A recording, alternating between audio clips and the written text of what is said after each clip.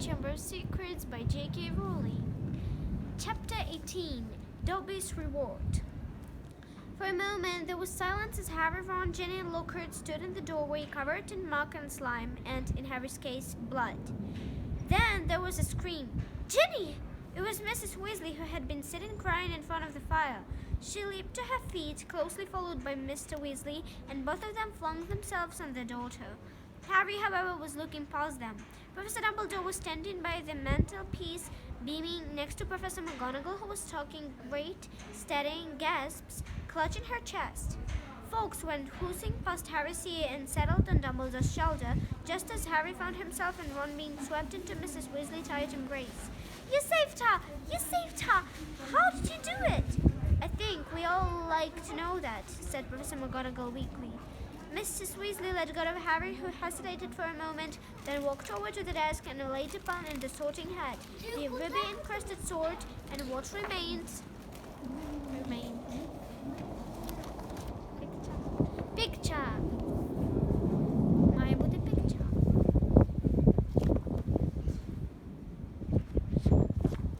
Of Riddle's diary. Then he started telling them everything. For nearly a quarter of an hour, he spoke into the rapt silence. He told them about hearing the disembodied voice, how did Hermione had finally realized that he was hearing a basilisk in the pipes, how he and Ron had followed the spiders into the forest, that Aragog had told them where the last victim of the basilisk had died, how he had been guessed that Moaning Myrtle had been the victim, and that the entrance of the Chamber of Secrets might be in her bathroom. Very well, Professor McGonagall prompted him as he paused. So you found out where the entrance was, breaking 100 school rules into pieces along the way, I might add. But how on earth did you get out of there alive, Potter? So Harry, his voice now growing hoarser from all his talking, told them about Fog's timely arrival and about the sorting hat giving him the sword. But then he felt it. He had so far avoided mentioning Riddle's diary or Ginny. She was standing with her head against Mrs. Weasley's shoulder, and tears were still coursing silently down her cheeks. What if they expelled her? Harry thought in panic. Riddle's diary didn't work anymore. How could they prove it had been he who made her do it all? Instinctively, Harry looked at Dumbledore, who smiled faintly, the firelight glancing off his half-moon spectacles. That interests me most, said Dumbledore gently, is how Voldemort managed to enchant Ginny, when my sources tell me he is currently hiding in the forest of Albania.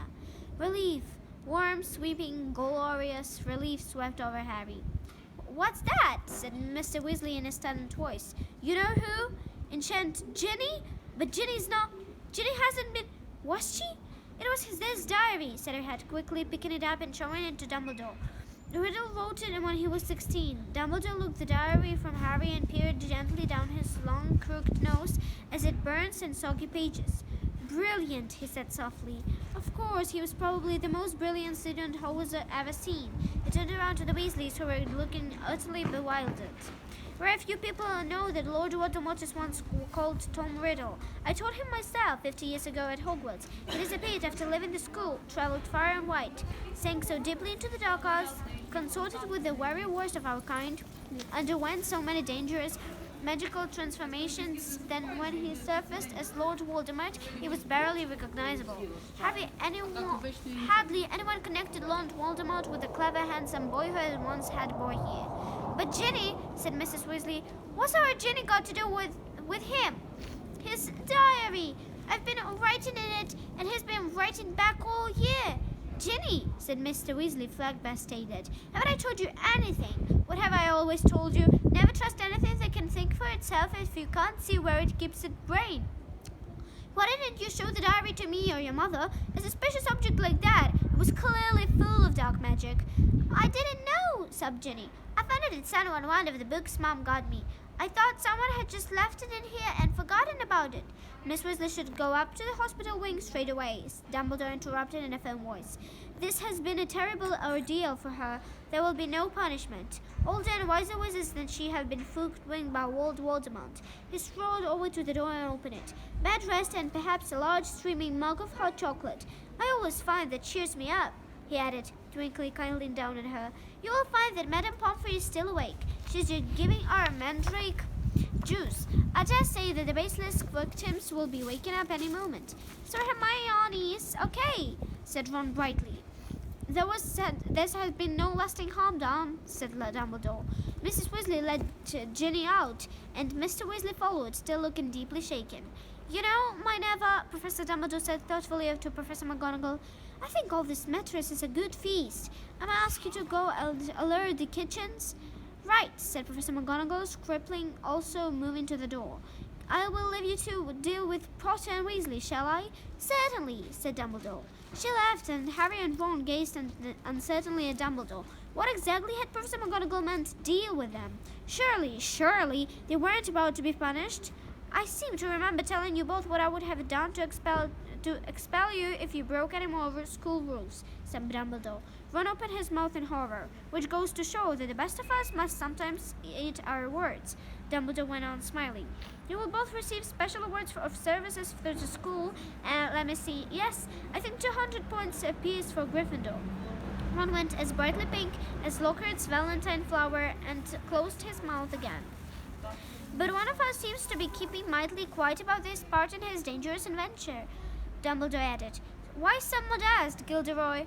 Harry gave a start. He had completely forgotten about Lockhart. He turned and saw that Lockhart was standing in a corner of the room, still wearing his vague smile.